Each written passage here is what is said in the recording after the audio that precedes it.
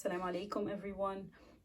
In this short video, I will show you how to use this game to help your students and your children understand the meanings of Surah Nas.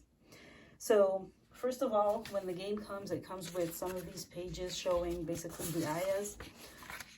It's showing basically the surah over here and some of the sentence structures and the ayah translations in English, but it also comes with some papers like this that contain these dashed lines.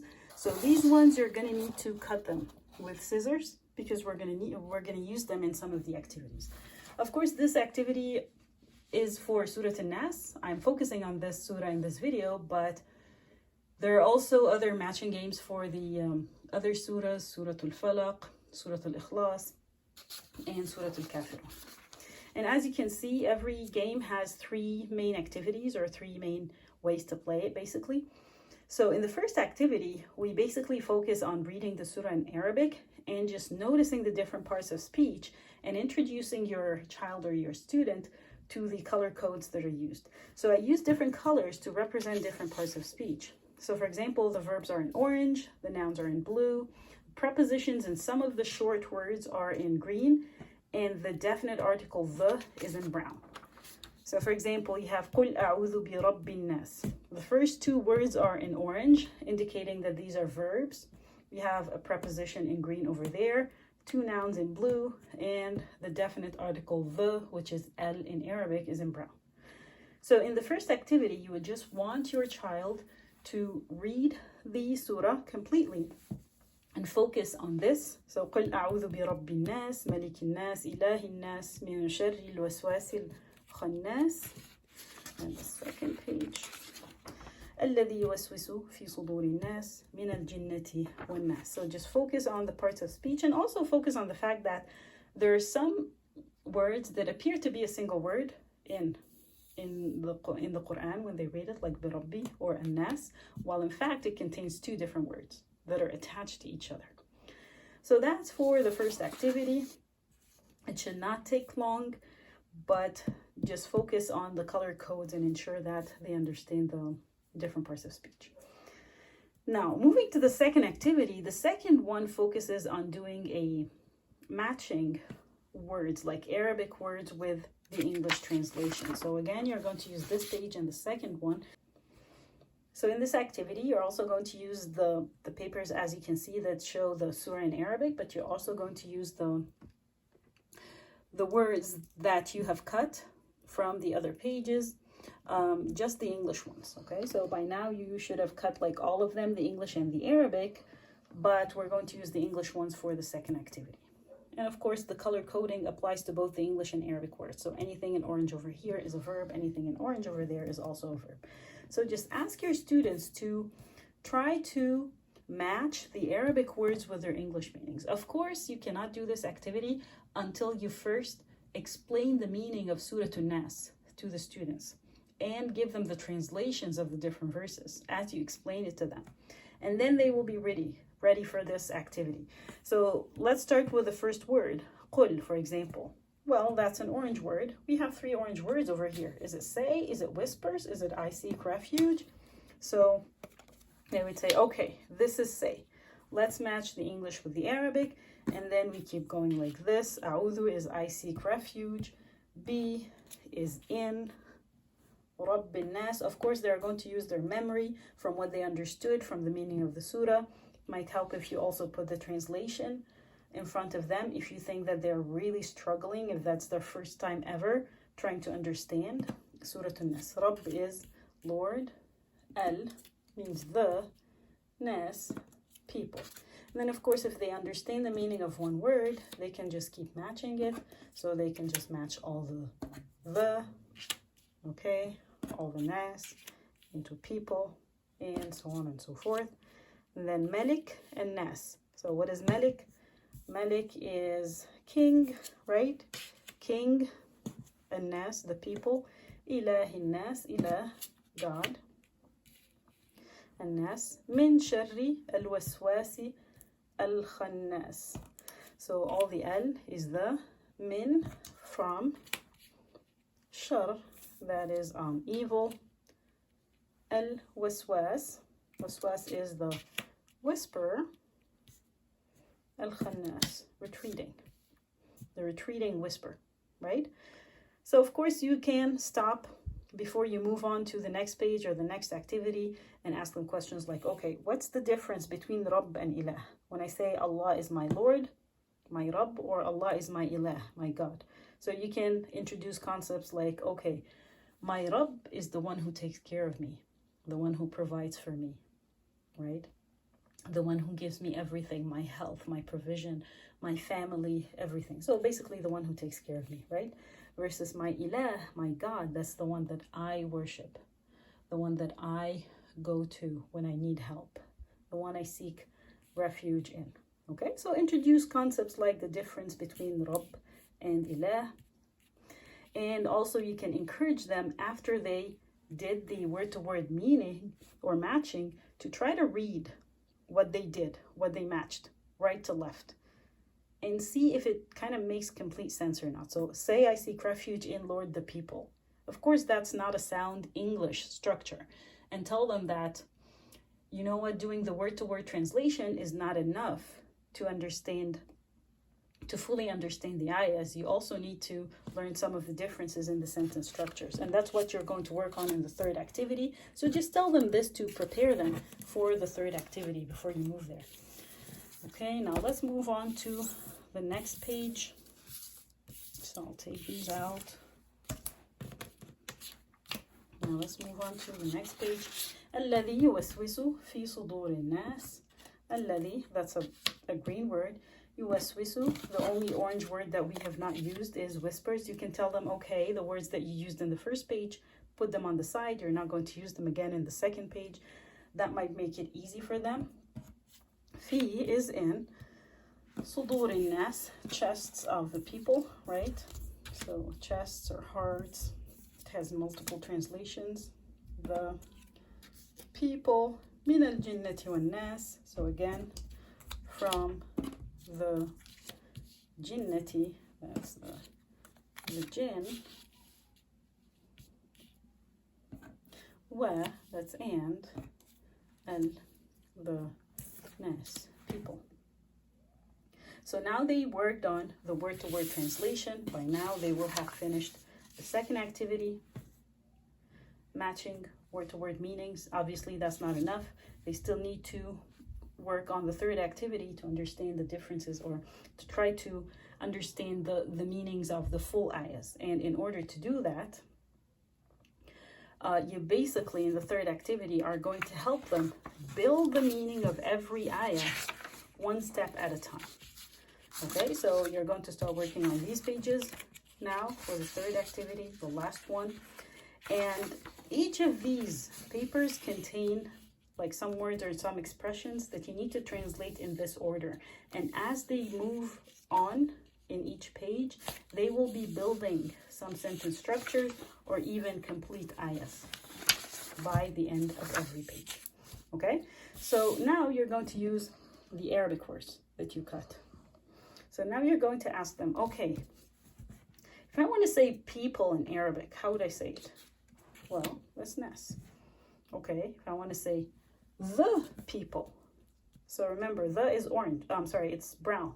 And this one is blue. So look for the brown. Al-nas. So also pay attention to the color coding over there and tell them that this is going to help them, right? So if I want to say the people, it's al-nas. Okay, what if I want to say Lord of the people in Arabic? Notice how the word of is in yellow and it's between brackets. This means anything in yellow basically means that it appears in the English sentence or phrase, but it does not appear in the Arabic phrase. So you don't need to translate it when you're trying to build the ayah in Arabic, okay? So Lord of the people, what is the word for Lord? And by now they should remember that the word for Lord is Rabb. And by the way, this activity 3 is more challenging than activity 2, simply because in activity 2, you start from the Arabic and you're trying to find the matching English word. And that is easier than starting from the English and trying to find the matching Arabic word. Okay, so Lord of the people becomes Rabb bin Nas. Lord is Rabb, the is El, people is Nas, and we don't translate off. Okay, what if I want to say king of the people? Well, I know the people is Nas. I don't have to worry about of. Now I need to find the translation for king, which is Malik. So Malik in Nas, right?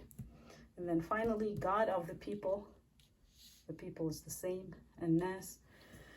And then God is Ilah. And of course, they know, if they know the translation of the surah, if you discuss it with them before working on these activities, then that will help them a lot, right? So, Lord of the people, Rabbin Nas, King of the people, Malikin Nas, God of the people, Ilahin Nas. Okay, now let's move on to the next page. There we go. Okay, now we're working on orange words. If I want to say the word say in Arabic, how would I say it? Qul. Okay, what if I would like to say I seek refuge? It would be basically a'udhu. That's an easy one, especially when we say a'udhu billahi minash shaitanir rajim. It's the same. Okay, if I want to say I seek refuge in, so a'udhu in is bi. It's like a'udhu bi rabbin nas, a'udhu billahi minash shaitanir rajim, right? So in is translated into bi. Notice how the color coding is helping as well. If I want to say I seek refuge in, well, say is qul. So it will become qul a'udhu bi. Say I seek refuge in.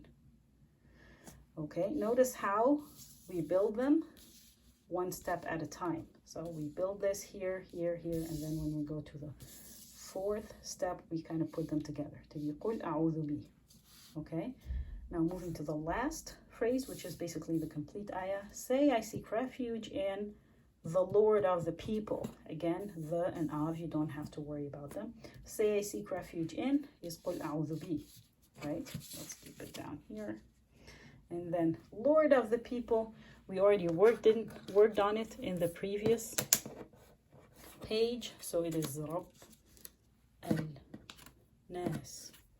Qul a'udhu bi rabbin nas. Say I seek refuge in the Lord of the people, right? Now let's move on to the next page. Again, now we're looking into the first word. Again, work top down. Start from the first one. Whisper. What is whisper? It's a blue word, so look into the blue words. Okay, so obviously it is waswas. Okay, what about retreating? That's the most difficult word in the whole surah, subhanAllah, in Arabic and in English. So you might want to help them with that. Khannas. Okay, what if I want to say the whisper? Well, I know whisper is waswas, right?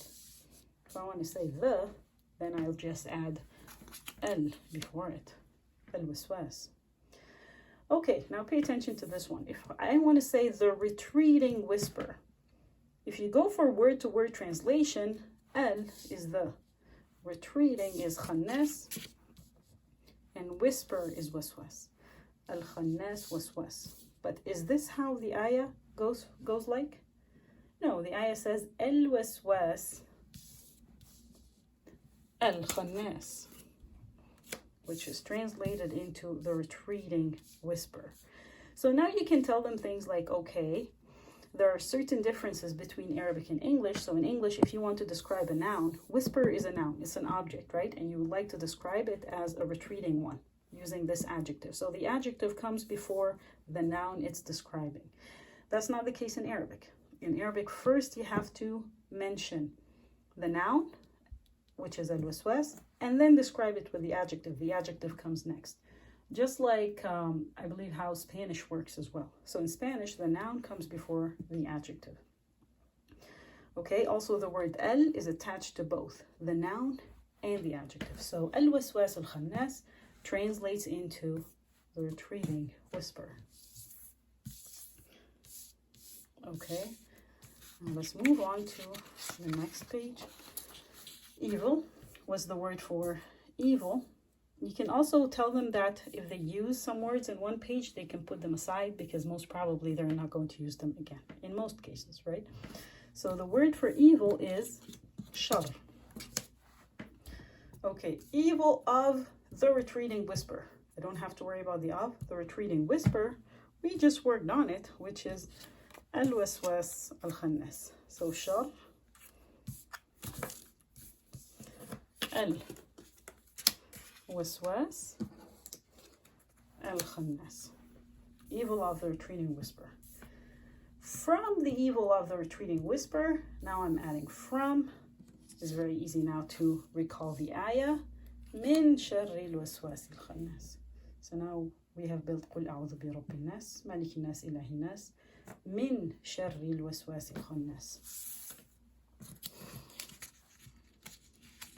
Okay, now let's move on to the next ayah. Again, you're going to work with it like that. So chests, if I want to say chests, that is sudur, chests of the people. I don't have to worry about of. So sudur, the people, al-nas. Sudur al-nas, chests of the people. In the chests of the people, so in would be fi sudur al-nas. Whispers in the chests of the people. The only orange word that I have not used so far is yuwaswisu. So yuwaswisu fi sudur al-nas means whispers in the chests of the people. That whispers in the chests of the people. Now I want to add that. So that will be الذي يوسوس في صدور الناس. So notice again how we build the ayah one step at a time. So that's very important that they start top to bottom, from the top down. And then finally, if I want to say the jinn, the is al. They can look into the words that they have not used so far. Jinnah. The people, they already worked on that. Al-nas. If I want to say the jinn and the people, it will be al-jinnah. And that's wa al-nas. Al-jinnati wal-nas. From the jinn and the people, then the very last word they're going to have left is min. Min al-jinnati wal-nas. Okay? So this way, after they finish the 3 activities, you have worked with them on, first of all, recognizing the different parts of speech, and then finally working on the word-to-word translation, giving them some information about the surah, difference between Rabb and Ilah, things like that, and also telling them that just understanding the word-to-word translations is not enough. They need to recognize some of the differences between the sentence structures in Arabic and English. And by that, we have reached the end of our activities. The whole thing can take around an hour to finish the 3 activities. And the good thing about it is that your students will be engaged all the time, alhamdulillah. They will be learning a lot. Don't expect them to fully memorize all of these meanings by just playing the game once. So you can encourage them that when they go home, maybe they can also play it with their siblings, teach it to their younger siblings, play it with their parents, and that will solidify the concepts as they play it maybe 2 or 3 times. So thank you so much. Jazakumullah khair. Assalamu alaikum.